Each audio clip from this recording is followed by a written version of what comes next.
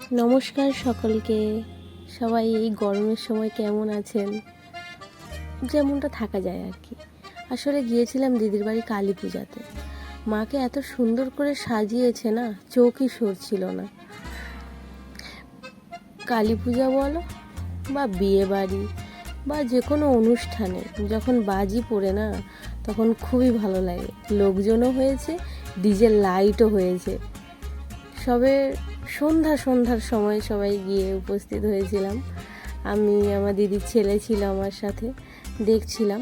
খুব ভালো লাগছিল, কিন্তু বাজিগুলো যা লাগছিল না, খুব সুন্দর লাগছিল। এদিকে গোপাল ভাঁড়ের বউ এদিকে যা নাচছিল না, খুব সুন্দর, শুধু ধুম ধারাক্কা নাচ দিচ্ছিল।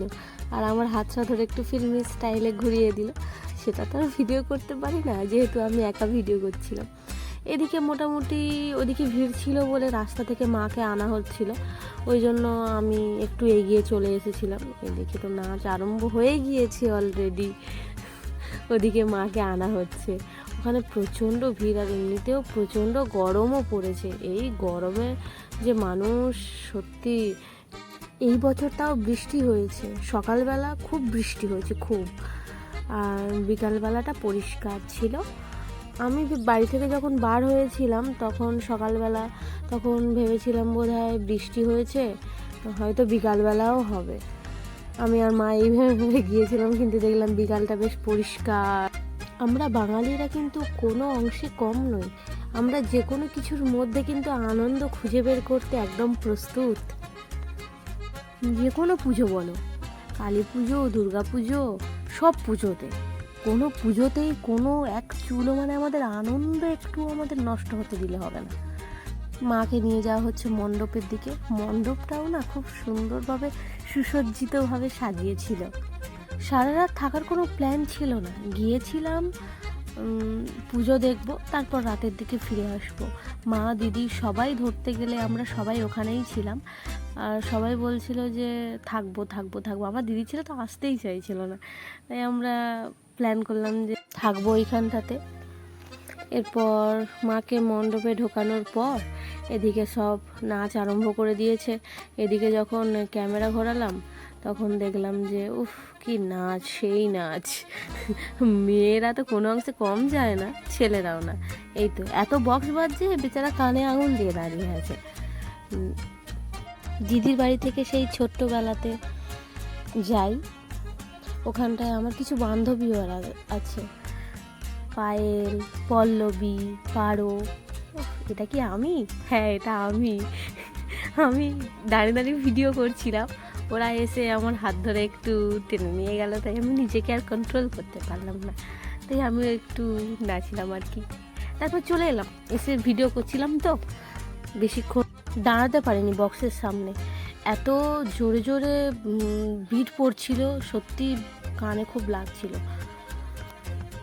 আমি যখন যতবারই এই ভিডিওগুলো দেখি না, তখন শুধু একটাই কথা মনে পড়ে যায় যে প্রতিটা মানুষেরই এই স্মৃতিগুলো বা এই ভিডিওগুলো যে আমরা করি, এগুলো শুধু থেকেই যাবে আমাদের স্মৃতি হিসাবে।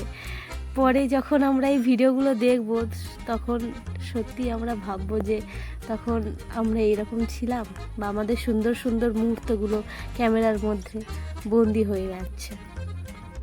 এদিকে মায়ের পূজা আরম্ভ হয়ে গেছে ভালো মতোই। মাকে সুন্দর করে পুষ্প দিয়ে সাজানো হয়েছে। আর এদিকে আরম্ভ হয়েছে এই যে মালসা পোড়ানো, এগুলো আরম্ভ হয়েছে। এগুলো করতে করতেই প্রায় ভোর হয়ে গিয়েছিল। আমি তো মাঝখানে অনেক ভিডিও করিনি, অত লং করার কি কোনো দরকার নেই, সেই জন্য ভিডিও করিনি। এদিকে যাদের গণ্ডি দেওয়ার ছিল তারা গণ্ডি দিয়েছে, এবং গণ্ডি দেওয়ার পরে এই মালসা পোড়ানোটা হয়। এরপর হরিণুট দিয়েছিল, এরপর বাতাসা দিয়েছিল হরিণুট, আর লজেন্স দিয়েছিল। আমি অন্যান্য জায়গাতে লজেন্স হরিণুটটা দেখিনি, এরা হয়তো ভালোবেসেই দিয়েছিল। আমি অনেকগুলো লজেন্স গুড়িয়েছিলাম আর অনেকগুলো বাতাসাও গুড়িয়েছিলাম। মায়ের সুতো কাটার পর মাকে মণ্ডপ থেকে বার করা হচ্ছে।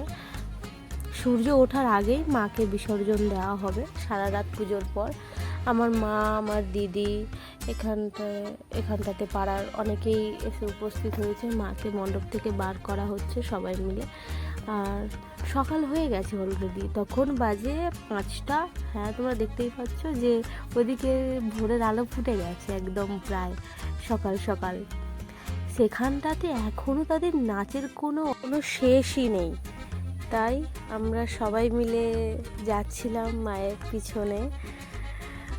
ওখানে কিছুটা গিয়ে ওখানে একটা পুকুর রয়েছে, ওখানে গিয়ে মাকে বিসর্জন দেওয়া হবে। এই সময়টাই সেই মুহূর্ত যখন মানুষ আনন্দ এবং দুঃখ একসাথে উপভোগ করে। কিছুক্ষণ আগেই মাকে আনা হয়েছিল এই মণ্ডপে, আর এখন মাকে নিয়ে চলে যাওয়া হয়ে গেল ফাঁকা মণ্ডপ। মায়ের বিসর্জন দেওয়া হয়ে গিয়েছে, সকাল হয়ে গেছে, সূর্যের আলো তখনও ফোটেনি। এদের তো নাচের কোনো অবকাশই নেই।